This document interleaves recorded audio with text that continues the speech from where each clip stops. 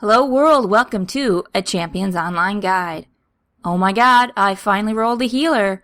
This is the Radiant. It's generally considered the best healing archetype, which isn't saying a whole lot because it's kind of the only one. Most of the other archetypes with heals are more support characters with a heal tacked on, while the Radiant is a healing character with support tacked on.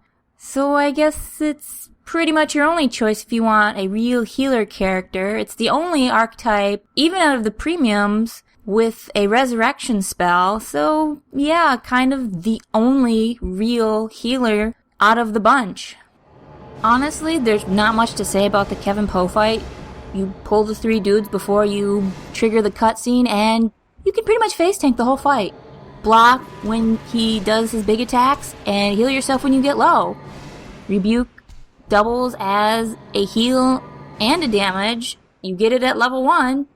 You don't need to kite him around, you just stand there, take your damage, heal when you get low. That's pretty much it. There's nothing fancy about this fight. You don't need to run, play Ring Around the Rosie with him, none of that. Healing in Champions kind of sucks. There's no raid frames to help you in 10-man content, so half the team is not going to show up in any place to help you heal them, and that sucks in Gravitar or Fire and Ice, since those are the 2 alerts that need healers the most. The target team shortcuts don't work at all in team-ups. They work in normal teams just fine, but not in team-ups, not at all. It's irritating because it just makes things more difficult than they need to be for healing. There's also no rangefinder on the player portraits. You aren't going to know if someone's out of range until you click on their portrait and see your healing power dimmed in the hotbar. That's not very useful, and even worse, you cannot filter your buffs and debuffs from other players. This is a pretty big problem, especially if you're trying to go Sentinel Mastery. You don't know. It's hard to find your buffs and debuffs when there could be like 20 plus on this enemy. It's like, and if you're not familiar with the character powers, if this is the first time you've used some of these powers that are in this archetype, you're not going to necessarily be familiar with the icons for the buffs and debuffs. And if there's another healer or another person that has the same powers, you're not going to know if it's their buff, their debuff, or yours. For this character, I needed to have a slightly different UI than I normally do. To keep an eye on everyone's health, I moved everyone's player portraits and team closer to the center of the screen. Otherwise, it's easy to completely ignore everyone's health, which doesn't make me a very good healer if I'm not actually healing.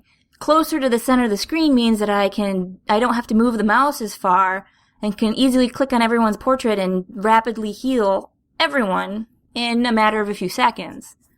In the options, there are some things you want to have on, such as assist target on attack. This lets you select a boss character and automatically heal their target just by casting, say, Arcane Vitality. It doesn't work with Rebuke because Rebuke will just attack the enemy target. Or you could select a character and attack their target. So if they're getting damaged a lot, you could just keep healing them. But when you're not healing them, you could just attack whatever target they're attacking. Things that should be turned off. Only attack if target is selected. This means that you can just attack without having any target at all selected. It's kind of random. It'll pick someone within the little cone area, but you don't actually have to have a target selected to just fire off Vengeance or Soul Mesmer or whatever. It doesn't work with Rebuke because if you have no target, you will just heal yourself. Select auto target on attack and select attacker if attack should be off. Especially select attacker if attacked. If you are trying to heal someone and something attacks you, you will switch targets to them. If Rebuke is your only heal, you will instead attack them instead of healing whoever you want to heal. That's kind of a pain in the ass, so I would turn them both off. If you don't have only attack target if selected it on, then it doesn't matter anyway. You'll just be able to attack without any target selected. It makes it easy to heal yourself too, because you can simply press escape to clear your target, and then you'll just be able to tap heal yourself and then go back to whatever you're doing before. A few things to note. Don't pick the advantage at Eldritch Shield. It only works with the sorcery slotted passive. It does not work with Seraphim. So just don't bother with it. If you're going to pick up advantages for Eldritch Shield. The only ones that are going to be useful to you are the ranks. Rebuke and Celestial powers in general are kind of odd in that they heal and do damage depending on your target. You kind of need to be careful of who or what you're targeting. If you're targeting a player, you're going to heal them. If you're targeting an enemy, you're going to do damage to them. It's much better if you group up with someone, especially if it's someone you know. The DPS is not that great. It's a healer. It heals well. That's what it does. And in order to really be a healer, you need other people to heal. You can heal yourself, but it's kind of boring when you're sitting there doing your lackluster DPS and healing yourself on occasion. Other people will make your job of healing irritating. You have people who will never ever block, even if they're incredibly squishy.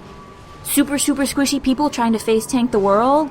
People running away and out of range of even your 100-foot heal. Rebuke is a 100-foot power, and people will be out of range for it because they're taking damage, so they run away.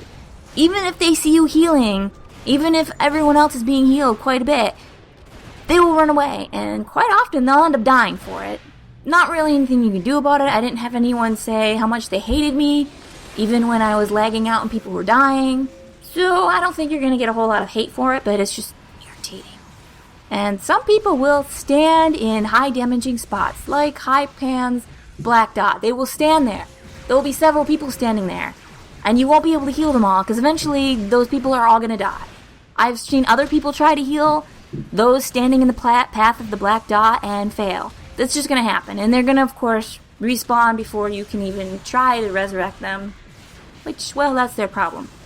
They get to have a minute to run back, and maybe they'll think about moving out of the way when they're taking tons and tons of damage. My level 40 gear is, once again, nothing surprising. The best part of being a healer is that presence mods are pretty cheap, and so are sentinel brooches.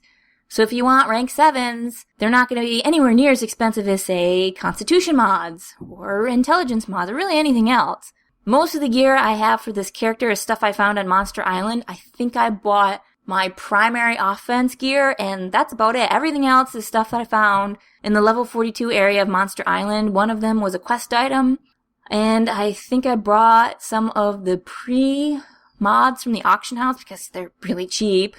Might as well. And of course I have some Constitution for survival, since you don't get any with this archetype. I chose not to bother with bumping up my crits, since I wanted to focus on having whole lots of pre, so I could be the best healer to ever heal anybody, or, just be really powerful at it. I like to tap spam Rebuke for healing, so the more healing I can do on tap, the less I have to heal people, basically. I actually had a hard time deciding which of the choices you had for the powers, since I wasn't impressed by any of them. I would guess the Sigils would probably be the best choice between those two. I didn't really use them very often. They'd be useful for the boss part, but other than that, the rest of the time, usually I was moving too fast to ever bother with them, or I was too busy healing to bother getting them off and laying them down in the first place, and by the time you lay them down, someone probably needs to be healed, or you're moving on to the next group, and there really wasn't a whole lot of point until the very end. And Soul Mesmerism was not impressed with that either, since it doesn't work on bosses and it has a really long charge time, so you're probably not going to use it very often against the trash mobs, especially since you'll be healing instead. And the advantage doesn't even help with bosses anyway. I mean, the power gets instantly wiped from whatever boss you're trying to apply it to, so it doesn't work, not even the sonic damage part. Which is a shame, because it would have been a really nice way to keep Sentinel Mastery proccing without you having to cast some long, ridiculously long charge up with a crowd control effect on it. I never ended up using Expulse very much. I mean, sometimes I did. I never bothered to put points in it. And then Planar Fracture, that's just a ridiculous power. I don't even know what to say about that. It's one of the ultimates, and it sucks. Pros for this build. The first thing that I noticed was no energy issues the entire time I was leveling. Pretty much the only archetype of the ones I've tried that doesn't have irritating energy problems, where I don't have to sit there and spam my energy builder all the time. During alerts when you're pretend level 30, yeah, you're gonna have a little bit. It's not that bad. It's nothing that a few hits from Eldritch Bolts won't help. fixed. And then, of course, you could always put on the advantage to have that nice little 20% chance to put CC on someone. So that's nice. It's really good at healing. That's what it does well. It's a healing archetype. It has healing. You heal. You have presence as your primary super stat, which is a pretty good super stat. It's very easy to keep your compassion stacks going with pretty much no effort. As long as someone's taking a little bit of damage, you have 2 passives that essentially heal over time. Even if you're not doing like full healing, you can still keep those stacks going. You get your first heal at level 1. It's the only archetype that gets a heal right at level 1. It's also your damaging spell, but it's not a bad single target heal. It's pretty good, even if you just tap it like I do. It actually has a resurrection ability. You're probably not going to use it that much, but some content does have a lockout, like Warlord. They can still be in the fight as long as they don't release, and well, then there's nothing you can do about that. Rebuke taps let you be a mobile healer. You can actually run around quite a bit, and then just tap Rebuke to heal someone. It's pretty powerful, even on tap. I often don't fully charge it unless I'm attacking something. There are quite a few crowd control effects.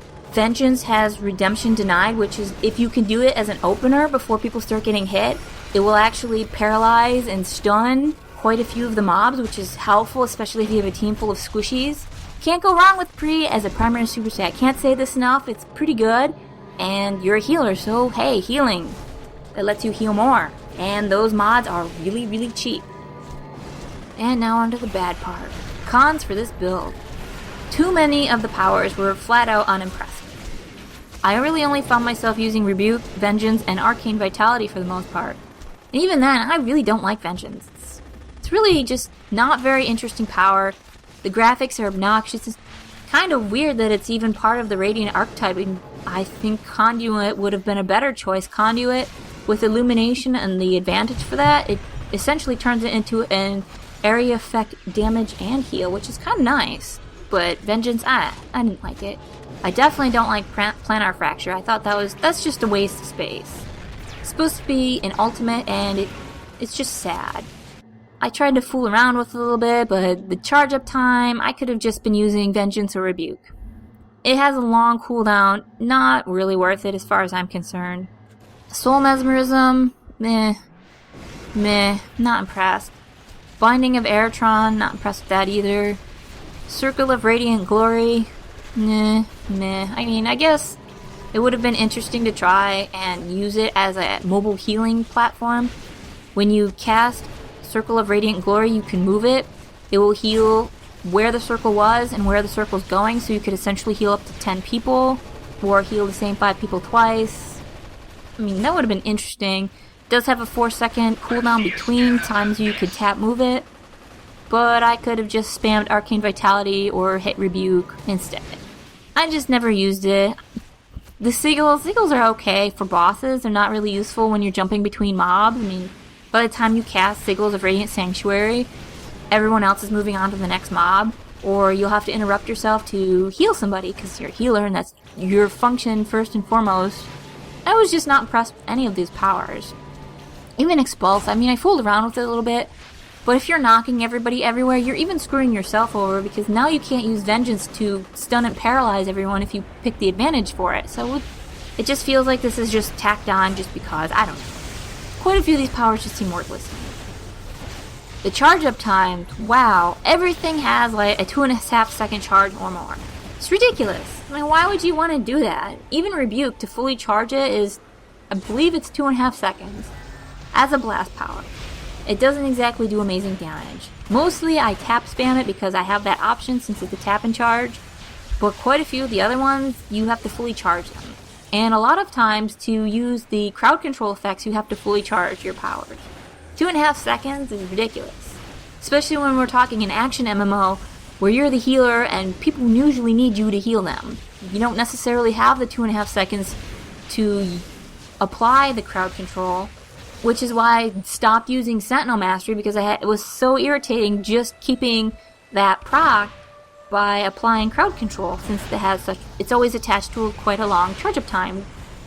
2.5 seconds isn't really long until you think about all the things that could happen in those 2.5 seconds. Especially if you're talking about something like Gravitar, where everyone is spread out, everyone is randomly getting hit with damage. You're probably going to be running around the entire time. You just do not have time for a 2.5 second charge. I ended up just going with Presence Mastery. It was just, didn't have the hassle to deal with this stupid charge-ups. Divine Renewal is actually the worst offender, which is sad because it's your combat heal. And the times you would want to use it are the times you really don't have those 3 to 5 seconds to use it in the first place, especially in something like Gravitar. In those 3 or 5 seconds, someone else could be dead. You just do not have that time, especially if you're the only healer. Most people do not have really tanky builds, and a lot of people cannot take multiple gravity cascades to the phase without needing some sort of healing. Charge up times are just too much. One thing that really thought was bizarre for the stat selection was the use of Ego.